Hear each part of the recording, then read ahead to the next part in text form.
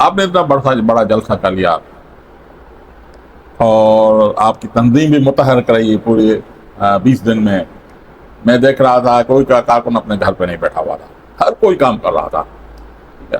اور مولانا فضل الرحمان کا ماشاءاللہ جلسہ بھی ہوگا، اتنا بڑا خرچہ کیا، آخر اتنے جلسے کرنے میں آپ کو فائدہ کیا ہے، کیوں اتنے کرتے ہیں؟ ڈاکٹر صاحب ویسے تو اگر ہمارے قائد ملت اسلامیہ مولانا فضل الرحمان صاحب ایک کارکن تو پہنچ نہیں پاتے، جی جی ہمارے یہ 3 ڈویژن کا اضلاع کا جلسہ تھا، جی یہ پورے سندھ کا جلسہ نہیں تھا، نہ ہی کراچی کا جلسہ تھا، یہ ہمارے میٹرو خاص حیدرآباد ڈویژن کا اور نواب شاہ کے 2 اضلاع تھے ڈویژن کے، تو ان کا یہ جلسہ تھا۔ تو اس میں یعنی کہ جب ملین ہمارے کارکنان شریک ہوئے، ملین کارکنوں نے ایک جھٹکے میں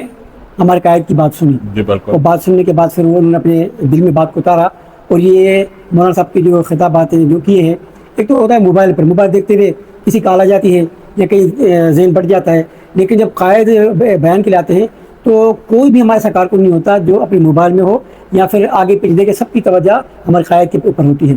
تو پھر جو قائد بات کر رہے ہوتے ہیں اس کو نوٹ کر رہے ہوتے ہیں، اور یہ جو قائد کا پیغام ہے وہ فوری طور پر یعنی کہ ہمارے ایک کارکن تک پہنچا، اب ملین کے کارکنوں تک پہنچا، پھر ملین کارکنوں میں ہماری جو سوشل میڈیا ہے اس کا اتنا بڑا کردار تھا کہ انہوں نے ملینوں کو ڈبل کر دیا، پوری دنیا میں ہمارے پیغام کو پہنچایا ہے۔ ایک بات یہ، دوسری بات یہ کہ ہمارے قائد کا یہ مقصد نہیں کہ ہم صرف جلسے کرنے لوگوں کو جمع کرنا ہے، بلکہ ہم ذہن سازی کر رہے ہوتے ہیں اپنے کارکنوں کی کہ بھائی ہمارے کارکن جو ہیں ان کی ذہن سازی ہونی چاہیے، ہم نے پاکستان کے لیے کام کرنا ہے، ہم نے ملک کی یعنی کہ حفاظت کرنی ہے، ہم نے ملک کی سرحدوں کی حفاظت کرنی ہے، اور ہم نے اپنی جو اکابر ہیں ان کے نقش قدم پر چلتے ہوئے ملک کے اندر اسلام کے عادل نظام کے لیے جدوجہد کرنی ہے، ہمیں اس سے یہ فائدے حاصل ہوا کرتے ہیں۔